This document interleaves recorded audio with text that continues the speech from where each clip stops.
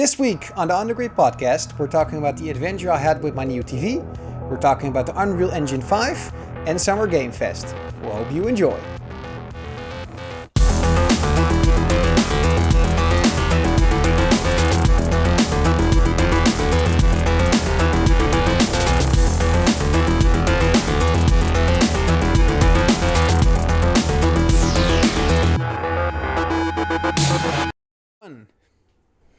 Hey guys, welcome back with another episode of The Game Grid with George. Hello there. And with me, Armando.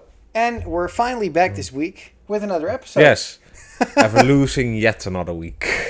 Yeah, we said the last week that we wouldn't miss out on the next episode, but we did. We did.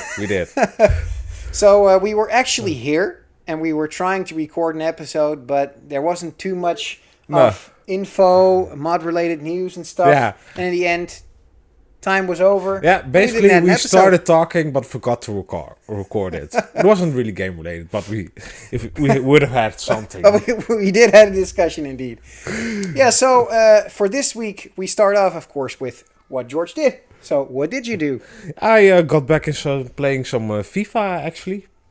After about a half year of just being done with this game because I played it so much. So now I started to train the next generation.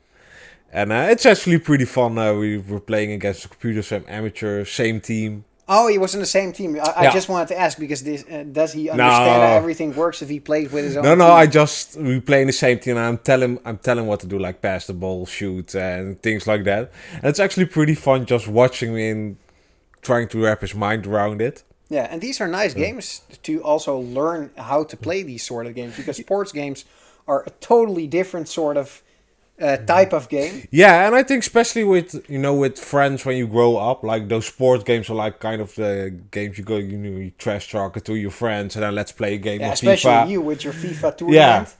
Yeah. So I think it's a good game to learn because you have a lot of people who just play FIFA or just play Call of Duty or something. So it's nice to kind of get your feet wet in those games, so that you can play and win.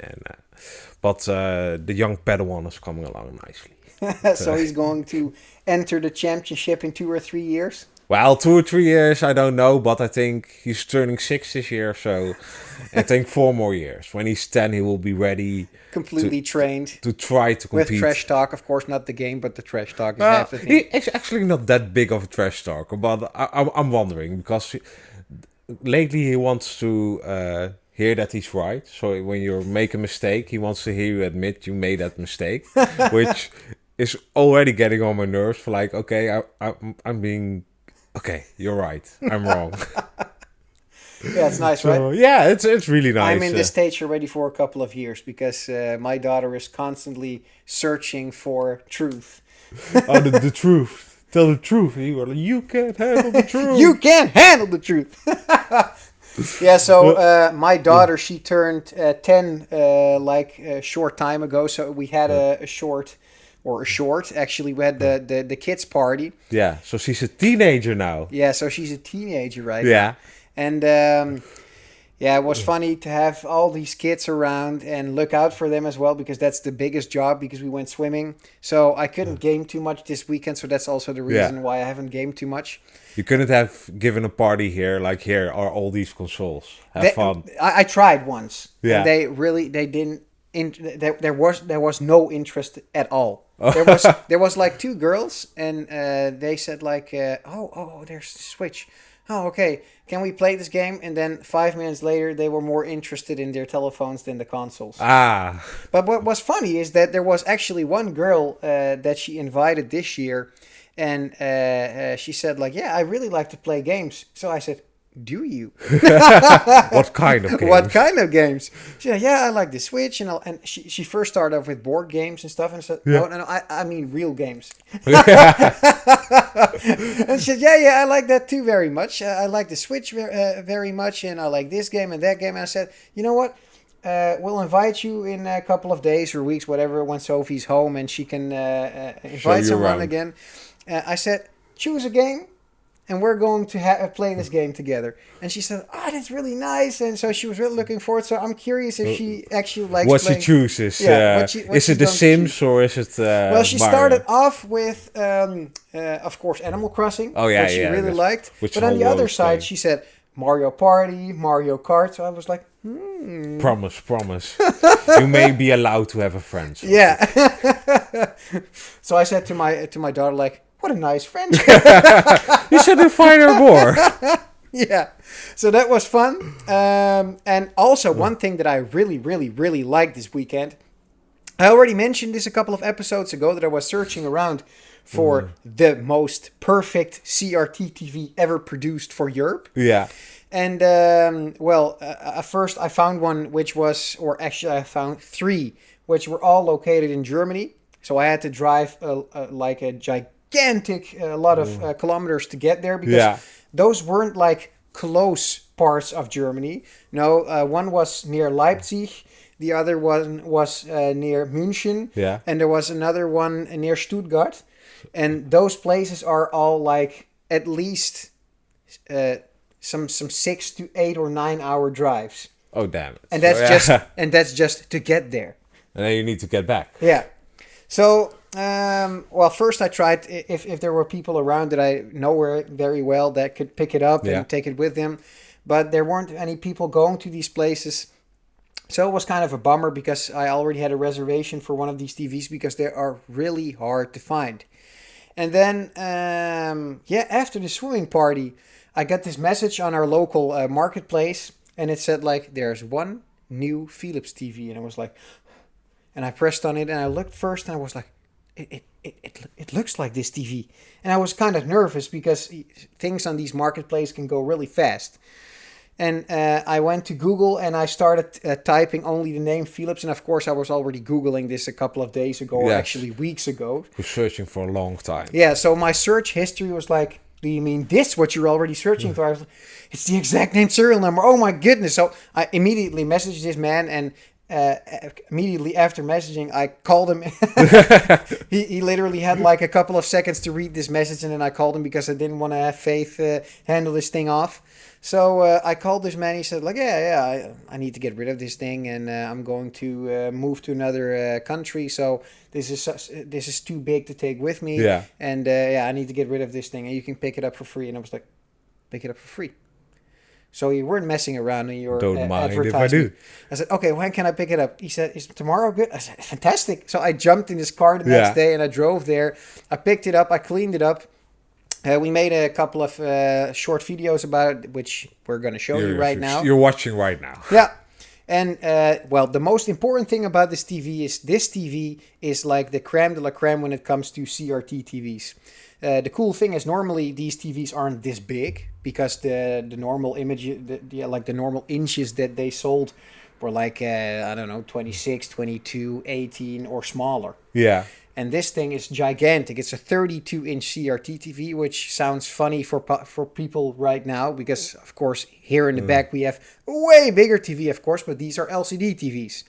And the thing that makes this TV stand out is that normal TVs only got delivered with composite and SCART connections. And this is the only TV in Europe that was sold with component connections. Yeah. And one HDMI port, which is freaking fantastic because it's the only TV which can handle an HDMI signal. So I can connect HDMI boxes and component boxes, and then you can literally connect any game console to this TV. And even the older consoles look fantastic on this TV. And what's the advantage having this TV and not just your big huge 85 inch? The most important thing is that CRT gives a completely different image. It's not something that you can copy over to a regular 1080 or 4K TV. Because it's something completely different. And this TV having a higher resolution than the really old ones gives you the possibility to be right in the middle, where you can still play N64, which you just saw in the image, which still gives you this super crisp and vibrant image, but still gives you the sharp image. So it can even get sharper. I still have to mod my N64 with either an HDMI or an RGB mod. But when it's modded with an RGB mod, and I can get it again, because that's the biggest problem at the moment, getting this actual RGB mod, then it looks completely different. It looks so freaking sharp that for like people that really love older consoles, this is the best thing you can have. Yeah. So the next thing that I'm gonna do is I'm gonna ask a guy around here if he is able to make me the sides of an arcade cabinet, because arcade cabinets most of the time can handle like 22 to 24 inch monitors, and this is of course way bigger. So I have to find someone that can custom make these side panels for me. Yeah. And then I'm going to create a sort of arcade cabinet, which is also a normal cabinet. And then I can house a lot of older consoles which are not HDMI modded, or which are just standard component modded, or having component connections. And then you can play these games on that TV, and the other games you can play on the big screen. So that's one of the projects that is coming up. But I'm really freaking happy that I found this TV, because it's such a fantastic. So now you can get started, because without a TV, it's kind of hard to make an arcade cabinet. And it was actually when I started off using this TV, I powered it on and nothing happened. And I was like, oh no, please make it start up. And for some reason, I can remember when I had these TVs myself, like I don't know how many years ago. It's just you press the button and this TV comes on. But with this specific model, you first have to power it on, and then you have to take it off standby. Okay. And then it starts off. And then I saw this image and I was like, oh, I'm so freaking happy that this thing works. Thank you. Yeah, so that was one of the most badass things that I did, because I was really looking forward at this. And another thing which I found worthy to start talking about is an episode that was made by Modern Vintage Gamer. Yeah. He did this episode because he always launches his episodes on Monday. And this episode was about fighting games, and specifically Mortal Kombat. And I, as a kid, was always questioning, is this a fair game that I'm playing? Yeah. Are because I love to play Tekken. One of the first games that I met on the PSX was Tekken 1, 2, and 3, which I love to death.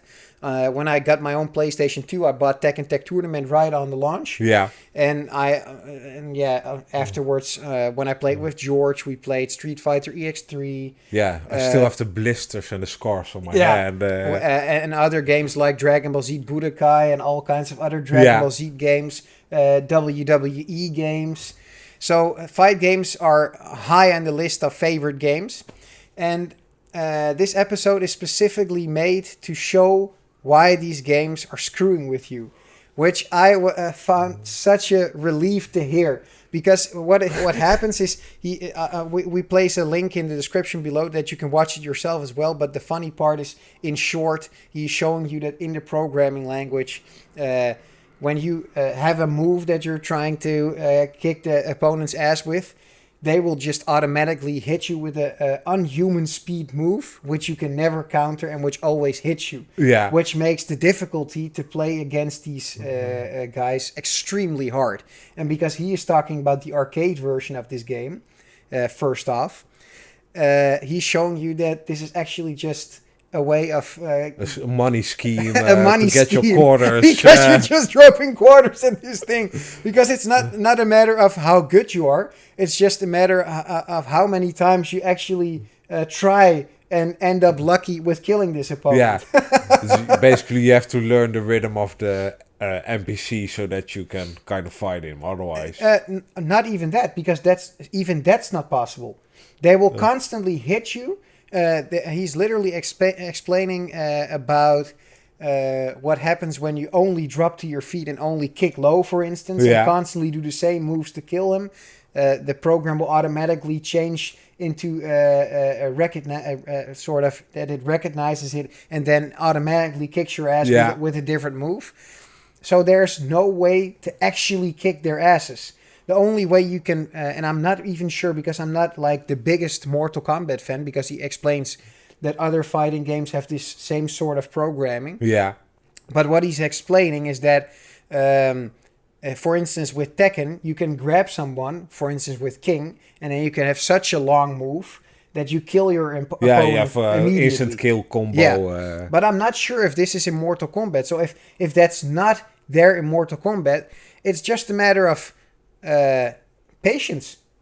You just have to play until you're lucky enough to kill them. Because it's not like if you play 5 or 6 times against him, you're able to win. No, it's just this guy will constantly try to fuck you up and see if it can counter your move. He'll just look at your inputs and then handle it. Yeah. Yeah.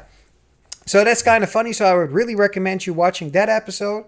And I think the rest of the week for me, I haven't played any other games than I think GoldenEye on my N64 when I received the new television. Testing out your new TV. Testing out the new TV. So I would say let's go to the main topic of today, which is...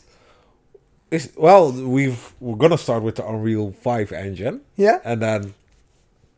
Because Epic showed off a demo of their Unreal 5 engine, which I read it. Was actually pretty nice, and it was kind of their way of showing now it's released for the developers. Yeah. So now we're gonna start seeing new games, and we're gonna see. We already know we're gonna see the next Witcher in the Unreal 5 engine. Yeah, because they said this a couple of days or weeks ago. Or something. Kingdom Hearts 4 was announced recently, and they're also gonna use the Unreal 5 engine. So it's actually quite nice, and it's one of the most popular engines there is. Absolutely, especially the last couple of years. It's like most game developers are. Let's just choose for the Unreal Engine, and I think it's also the ease of use, because creating engines can get more harder by the time. Because it's getting way more, how do you say this sort of...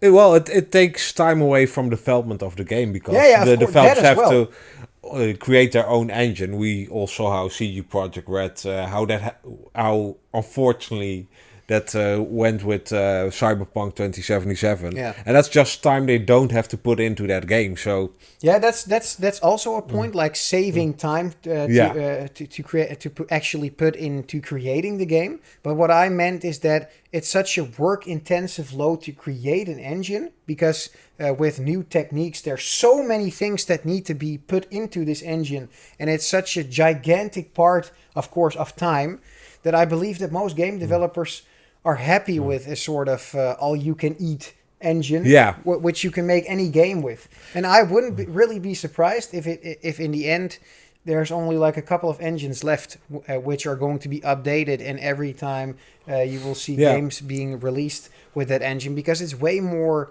like financially viable. Yeah, viable indeed, because it costs you such a gigantic amount of money to constantly drop into engines, that it's way better to just have one company being freaking good at making engines and then just creating games around especially the way Epic Games is handling it, because they all told with CD Projekt Red they're helping them creating stuff to make it easier to build for open worlds games. So they're just getting better the more developers are going to use the Unreal 5 engine. And it helps other developers, because things that are created for an open world, another open world game creator can just use. And it's super nice that actually when you're going to create a game, that they also actually listen to you. From hey, what do you need? Yeah, because if you have that, then you still are able to actually work on your game while they work on something that you actually need to make this game possible. So I think it's absolutely amazing. And so I think with that it kind of goes into our next topic, which is Summer Game Fest. Jeff Keighley announced via Twitter that in June Summer Game Fest will finally get started.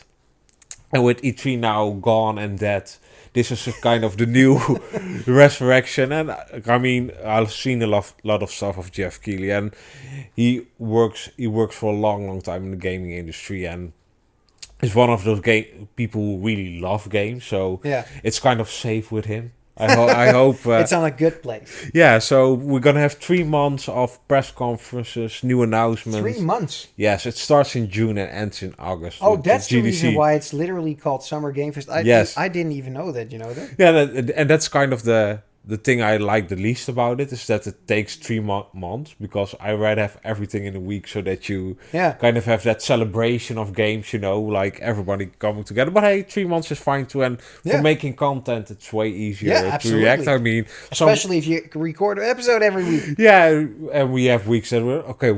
Are we gonna talk about? So the coming from June to August, we have no excuses. Yeah. Just So that's nice. yeah. So what game are you kind of looking forward to, or you want to see in those coming 3 months, or an IP you would like to see coming back? Yeah, well, you were just talking about the Unreal Engine, of Yeah. course, and well, Xbox used it as an excuse, like the next Unreal Engine is coming, and then our console is going to shine even bigger. Yeah. So that's of course what I'm really curious about. Unreal Engine is famous for Gears of War Yeah. games, so I'm curious what's going to happen there. Are they either going to release a new Gears of War or cheap ass?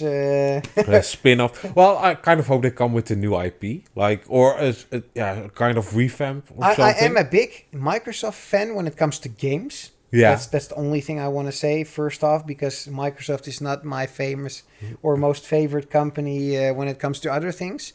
But I don't think so. I But would you- love to. Absolutely. Yeah. I would love to. But for some reason, after this Halo debacle and after seeing Gears of Wars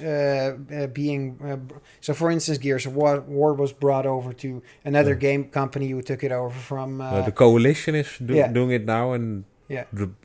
before that was Epic Games. Yeah, Epic Games, yeah, of course, indeed. just Epic Games. Yeah. And that's the same with Halo, which was from Bungie, and then 343 started doing it. And what I read from fans, and I honestly have to agree with them, it's not in like any better sort of way for these games. Most of these games that are being released are like, yay, there's a new Halo. Yeah. And then there's short afterwards, it's like, oh fuck, they either suck or they don't update more like often enough to have this game like running the most effective way. Yeah, never lives up to the hype. And I think Halo is a perfect example of it because I don't think co-op has been launched still. And it's almost out which they promised. Yeah, and it's kind of, that's the key component. That's the only reason I want to play Halo. I want to play with you and a bunch of friends and just go to the campaign. And I mean, you kind of drop the ball if you do stuff like that. So yeah, I hope they... and to be honest, it's also the reason why I didn't bought an Xbox Series X yet. And I just read an article, and I'm curious if they're going to if they're going to put this into Summer Game Fest, or maybe it's not important enough. But I read that they were going to release an updated version of the Xbox Series X where like they replaced some components so that it's more easy to produce these consoles, and on the other side that it uses less consumes less electricity, so that's good. But I have all the time in the world. To be honest, where the hell are like these games that I'm just like, I need to have the console for this. So I hope Summer Game Fest will be that moment, because I think it's a good moment to start making maybe another Fable trailer, because this last No. Elfie thing is the last thing that I saw like a really long time ago. No, a cinematic trailer isn't good enough. I wasn't talking about a cinematic trailer. Even a trailer is not good enough, because I want to see gameplay. I want to see a full 30-minute like this is what the game is gonna be. And in depth. And please bring back Peter Molyneux just to talk about it. I know he's not involved in the game development, but I thought I would think it's so much fun just to hear him talk about like this is the next experience. And that's the only reason for me right now that I'm gonna buy an Xbox is for if the Fable game looks any good, because I just really like that world. So and that's kind of my favorite game I'm looking forward to at Summer Game Fest. Yeah. And I'm hoping for just some new IPs, especially from Xbox. Yeah, and even new IPs are really nice. But for some reason, I also think that Microsoft is just not listening to their customers when it comes to more easy things. So, for instance, Rare. It's already for a really long time a Microsoft Part of Studios. Microsoft, Yeah, yeah. it's a part of Microsoft. And for some reason, I found some video on YouTube lately where there are two guys, Dark Grunt and another guy, Yeah. that they created the most fantastic remake of Banjo-Kazooie and Banjo-Tooie. Like beautiful. Yeah. Like it's a game of today. And I'm not talking about a sort of trailer. No, I am talking about a completely recreation of the world where everything looks fantastic. And I was just getting so hyped because I was like, "Oh my god!" Nostalgia. Nostalgia is going to be re-released. On which console is it going to be released? And you see fans reacting like, "Oh my god! It looks fantastic." If you search for it on Google, or not, we don't even have to search for it in Google. I can show it to you. Yeah, we will just show it in the description. When you're a big fan of Banjo-Kazooie or a Banjo-Tooie, it looks fantastic. And Yeah. then I read in the comments, this game is never going to be released. It's just an eye candy. We create it as eye candy that you can enjoy how it could have looked if they remastered. I was like, are you kidding me? Yeah. Are you really kidding me?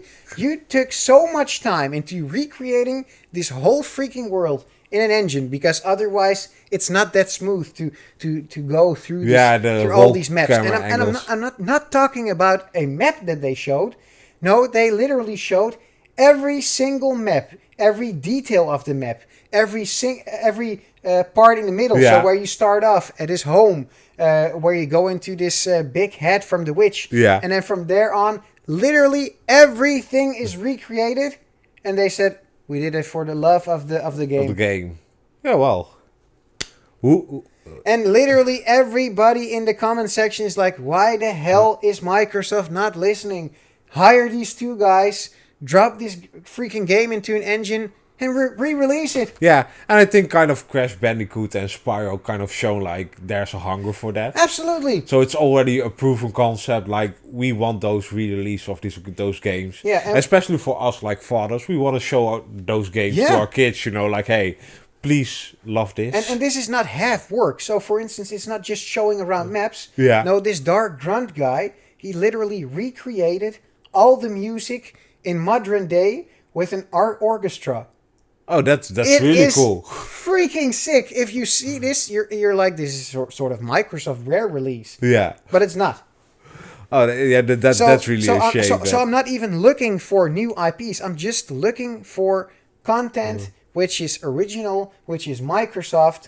Come on with, you can also come with new content, old content, but come up with something which customers are actually looking forward to. Yeah. So stop shitting out older IPs that fans are looking forward, and then they're like, oh, please take the Summer Game Fest and re-release a fantastic either a first-person shooter, because I already have Forza Motorsport for a racing game. I want a fantastic first-person shooter game or a third-person shooter game. And what could I ask? Well, I would love to see. Some rare games like those. Rare game would be fantastic. Yeah. Absolutely. And yeah, that's what I'm waiting for. Yeah. To be honest, I mean. And I think like they have enough. I've gotten enough time now because of course with absolutely previous generation of Xbox, like there wasn't a lot, and they were like, okay, we're focusing on the Xbox Series X now. So I'm expecting to eat those fruits, to be able to harvest those good games. And I hope they kind of look at Sony, like what they are doing, because Sony always kept a real focus on single player games and just story driven games. And I hope Xbox comes with their own story, not only because it's good for the competition, but those are the games I like Ghost of Tsushima, Horizon, God of War, all those. And Sony's actually releasing games. Yeah, and they're actually releasing games, which is a good thing too. Oh, sorry, finished games. Yeah, well, that's even more important. Yeah. So I think there's a lot of there's a lot of potential this summer for really getting us hyped. If it's being taken. Yeah, but the thing kind of is like I'm not really that hyped for the rest of the year of the games I know about that are coming out. So there's God of War this year, and then there's nothing for me. So I need Summer Game Fest to lighten me up. Just show me some new games, and I will be happy. Yeah, me too. So then it's a good time to wrap it up. Yes, I think so too. Don't forget to like and subscribe. And we'll see you next week. Thanks for watching. Thanks for watching. Bye-bye. Peace.